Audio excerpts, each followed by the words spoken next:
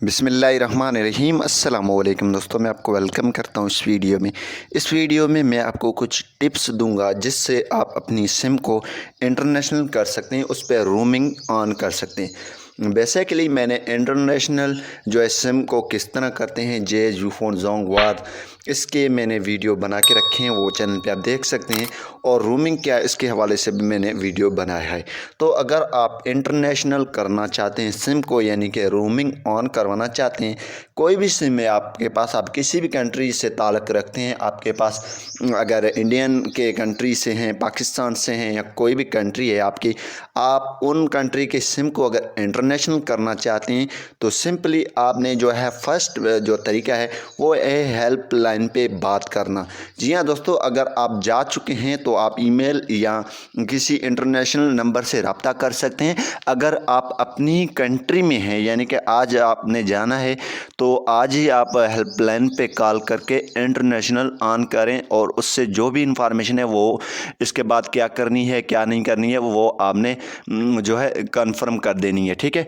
और उनको जो है उनसे पूछना है कि हमको अगर मसला आ जाए तो हम जो है जा चुके हैं कहीं सऊदी वगैरह किसी भी कंट्री में, हम वहाँ से आपसे किस तरह बात करें।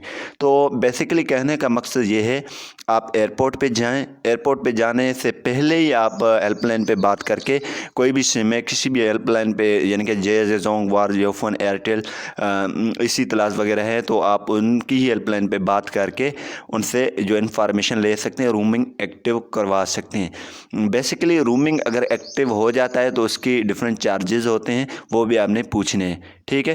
तो कहने का मकसद यही है कि आप फर्स्ट में ही बात करें।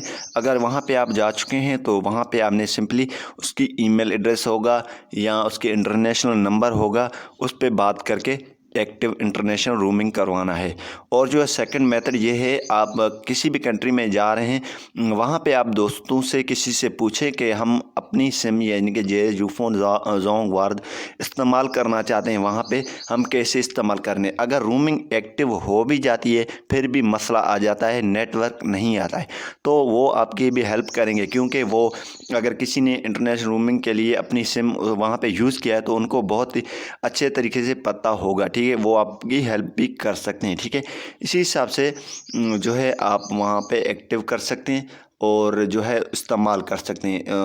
और आपने रूमिंग एक्टिव करवाया, आपको इंटरनेट में मसला आ रहा है, तो सिंपली आपने सेटिंग में आ जाना है। सेटिंग में आने के बाद दोस्तों जो है आपने रूमिंग को ऑन कर देना है। यहाँ पे नेटवर्क, ठीक है, ये आपने यहाँ पे जो है डाटा, यहाँ पे मोबलिंग लिखा होगा आपके पास जो भी सिम है, ठीक है, वो वहाँ पे आपने क्लिक कर देना है इस पर।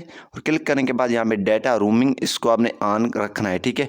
यहाँ पे इसको आपने ऑन रखना है और इसके बाद आपने जो नेटवर्क में आ जाना है, नेटवर्क आपने वहाँ पे सर्च कर देना है, ठीक है।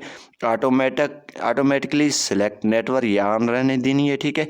अगर ये ऑफ़ करेंगे तो आपने मैन्युअली आपको सर्च करना पड़ेगा, ठीक है। यहाँ पे मैन्युअली ये सर्च होगा, जो भी नेटवर्क वहाँ पे आए उसी हिसाब से वो नेटवर्क वहाँ पे अगर चल रहा है, कोई भी अगर दुबई की है इत्तिसलात वगैरह है तो वो यूएई की है, उसी हिसाब से वो नेटवर्क आ जाए। अगर आप पाकिस्तान आ जाते हैं तो जेज़ वगैरह की नेटवर्क आ जाएंगे, वो आपने उस पर चूज़ कर देना है और कंफर्म कर देना है, ठीक है। यहाँ पे ये आप सेटिंग लाजमी करना है आपको।